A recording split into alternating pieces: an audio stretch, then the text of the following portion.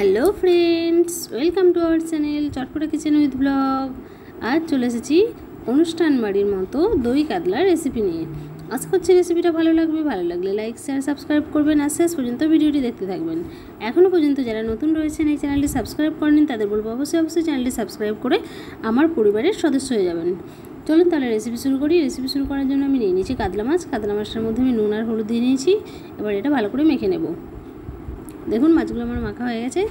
এবার আমি gas on করে কড়া বসিয়ে নিয়েছি। কড়ার মধ্যে দিয়ে দিয়েছি সরিষার তেল। তেলটা গরম হয়ে গেছে। এবার এর মধ্যে মাছগুলো দিয়ে ভেজে নেব। আমি এখানে সরিষার তেলে করছি, আপনারা চাইলে সাদা তেলেও রেসিপিটা তৈরি করতে পারেন। এভাবেই আমি মাছগুলো ভেজে নেব। দেখুন আমার মাছগুলো সব ভাজা হয়ে গেছে। এবার আমি ওই তেলের মধ্যে দিয়ে দেবো গোটা গরম মশলা। আমি এখানে দারুচিনি আর লবঙ্গ নিয়েছি। এবার এর মধ্যে দিয়ে দেব কুচানো পেঁয়াজ। এবার পেঁয়াজটা একটু হালকা করে ভেজে নেব। আমি এখানে অল্প পরিমাণ মাছের রান্না করছি, তাই আমি অল্প পরিমাণ মশলা পেঁয়াজটাও নিয়েছি। আপনারা যখন বেশি পরিমাণে মাছটা রান্না করবেন তখন মশলার পরিমাণটা বাড়িয়ে নেবেন। দেখুন পেঁয়াজগুলো হালকা করে ভাজা হয়ে গেছে। এবার আমি এর মধ্যে একে একে মশলাগুলো দিয়ে নেব। আমি এখানে দিয়ে দিচ্ছি 1 চামচ পরিমাণ পেঁয়াজের পেস্ট। এবার দিয়ে দেবো এতে আদা রসুনের পেস্ট। তার আগে আমি মশলাটা পেঁয়াজটা একটু ভেজে নিচ্ছি।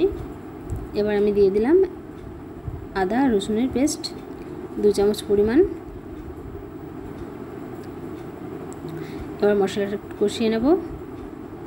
এতে করে আদা রসুনের কাঁচা গন্ধটা থাকবে না আর পেঁয়াজটাও ভালো করে ভাজা হয়ে যাবে। এবার এর মধ্যে আমি দিয়ে দেব কিছু গুঁড়ো মশলা। দিয়ে দিলাম ধনে আর জিরের গুঁড়ো। এবার দিয়ে দেব শুকনো লঙ্কার গুঁড়ো আর দেব হলুদের গুঁড়ো। আমি এখানে শুকনো লঙ্কা ব্যবহার করছি, আপনারা চাইলে কাঁচা লঙ্কার পেস্ট দিয়ে এই রেসিপিটা তৈরি করতে পারেন। এবার অল্প পরিমাণ জল দিয়ে আমি মশলাটা ভালো করে কষিয়ে নেব।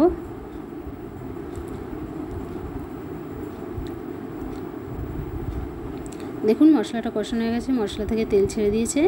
এবার এই সময় আমি দিয়ে দেব 1 চামচ পরিমাণ কাজু বাদাম আর মৌরি দিয়ে একসঙ্গে আমি পেস্ট করে নিয়েছি। 1 চামচ পরিমাণ আমি দিয়ে দিলাম। এবার মশলাটা আমি অল্প একটু জল দিয়ে আবার একটু কষিয়ে নেব।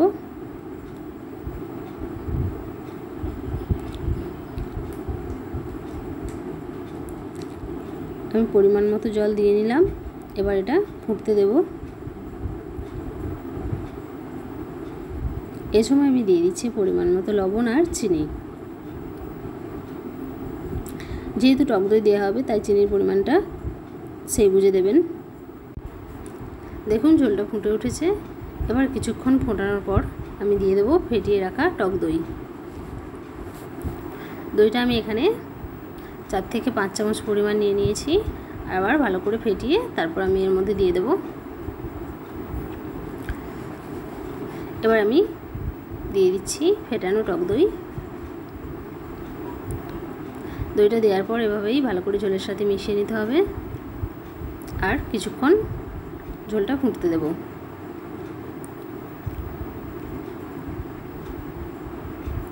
দেখুন ঝোলটা ফুটে উঠছে। এবার এই সময় আমি দিয়ে দেব ভেজে রাখা মাছ।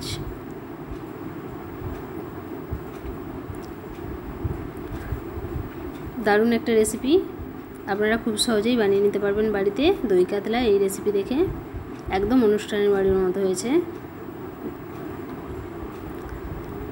দেখুন মাছগুলো দেওয়ার পর এইভাবে একটু ঝোলের সাথে উল্টে ফুটিয়ে নিতে হবে। দেখুন অনেকটাই ঝোল পুরো হয়ে গেছে। এবার আমি এটা প্লেটে নামিয়ে নেব।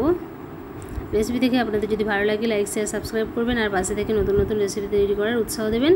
আপনাদের একটা সাবস্ক্রাইব আমাকে উৎসাহ দেবে নতুন নতুন রেসিপি তৈরি করার। যে সকল বন্ধুরা এখনও পর্যন্ত চ্যানেলটি সাবস্ক্রাইব করেনি তাদের বলবো অবশ্যই চ্যানেলটি সাবস্ক্রাইব করবেন, পাশে থাকবেন, ভালো থাকবেন, সুস্থ থাকবেন আর নতুন নতুন রেসিপি দেখতে থাকবেন।